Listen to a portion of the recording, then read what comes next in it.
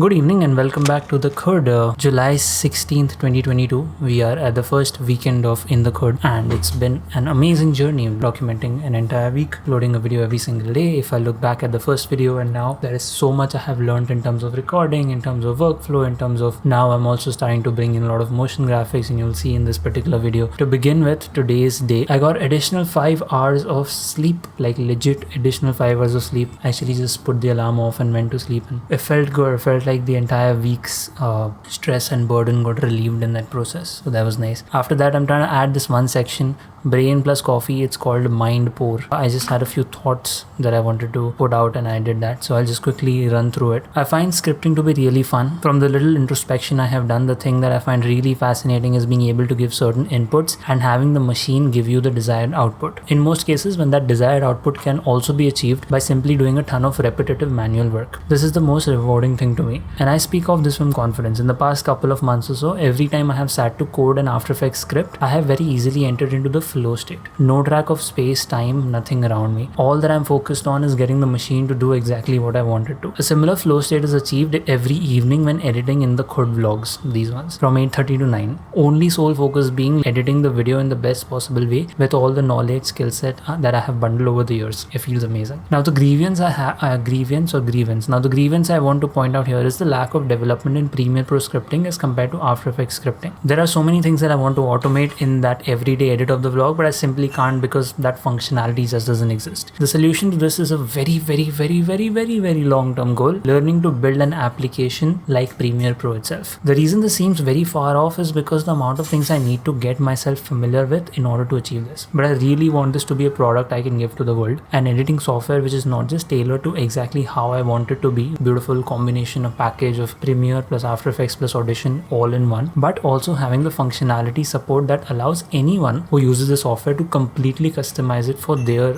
own specific needs. Way too early for this, but a name for the software could be Crisp Cut. And I'm not afraid of just putting things out here on this vlog because nobody sees it, and I was going to come to it at some point in this documentation that the fact that nobody's seeing this vlog is so assuring that I can really just share things without having to worry about people are just knowing about my life, because I like to keep things a bit private. Improving In the Khud, the first thing I did today morning was a fill clap for scene change which displays date and time, and you probably would have seen it in this video. So what I've made is this little clap which comes up. In it you see the scene, beginning or recap, and the date and time, and I've made a Mogart for it, or I can show it here. Yeah, so you have begin, recap.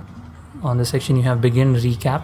You can add the date here and the time. It just is an on off switch and it just works fine in Premiere. The other thing is check center framing. I am in center today. I don't know why yesterday's videos I was off frame, off center. But then the AE timestamp script, this is what I primarily did today. There has to be 2 versions for it. One is the Mogart section, which I can use in the everyday vlog because it just has 2 sections, right?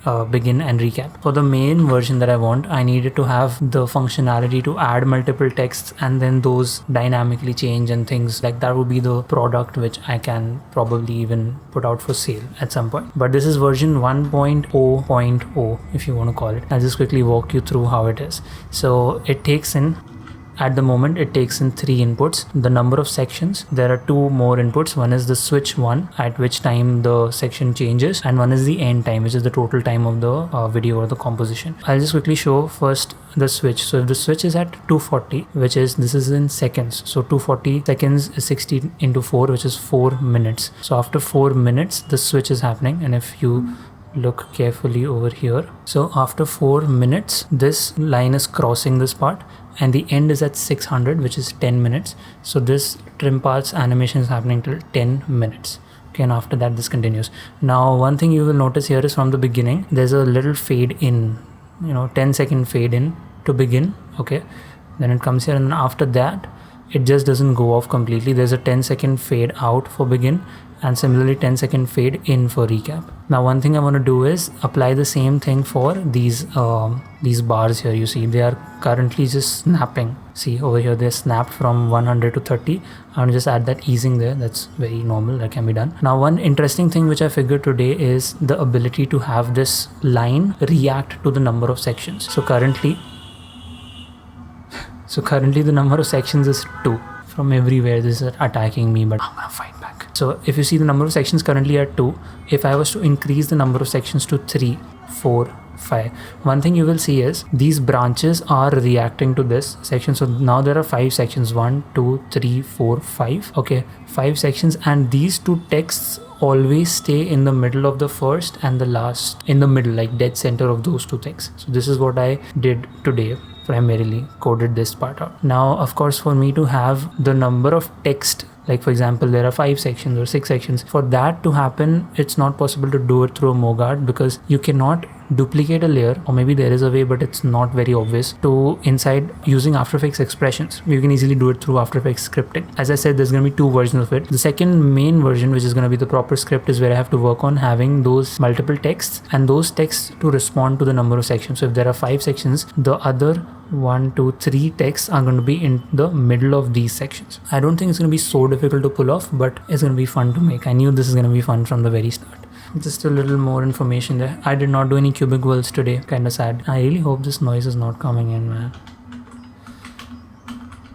Okay, wait, let me just... Locked exposure. We're in 10 minutes. Oh my god. Yeah, I was supposed to work on these 3 things and I did not do them. Like these 3 things you see here highlighting, but I did not do them because I did not get time. But that's okay, it's a weekend, you can chill, take things easy. One interesting thing I learned today is AI align to key object, and I apparently did not know how to do this for a very long time. I'll just quickly show you what I mean. Yeah, let me just open this only. Now if let's say I want to, is it not separate? Okay, I want to align this line, and this line is somewhere here. I want to align it to the center of this text in the CUD. Okay, what I'll do is I'll select this line, I'll shift select this in the CUD, and at the end I will just click on what is supposed to be the key object. And now when I align things, they will align to in the CUD. Okay, and I can do that for many things. So this and even this. Okay, so I can have this, shift select this, and in the end make this the key object and then align horizontal. So there was one very important thing I learned today, and what is wrong with people? So this is definitely one key candidate for the short form reels and shorts content, because currently we have a lot of short ideas piling up, but as I said, we're working on the courses side now and not worrying too much about output, because we have an output. Okay, so that was the vlog for today's In the Code episode. I hope you enjoyed it. Why would you enjoy it? But anyway, thank you for being here as always, and I will see you tomorrow. If not tomorrow, because tomorrow I don't really have anything to say, so I might just skip tomorrow. Like we could do a thing where Sunday is skipped, because anyways it'll be like a little forced to have a Sunday as well. So I might skip Sunday and continue till Saturday. Saturday can be like a weekend review kind of thing as it was today. So yep, peace.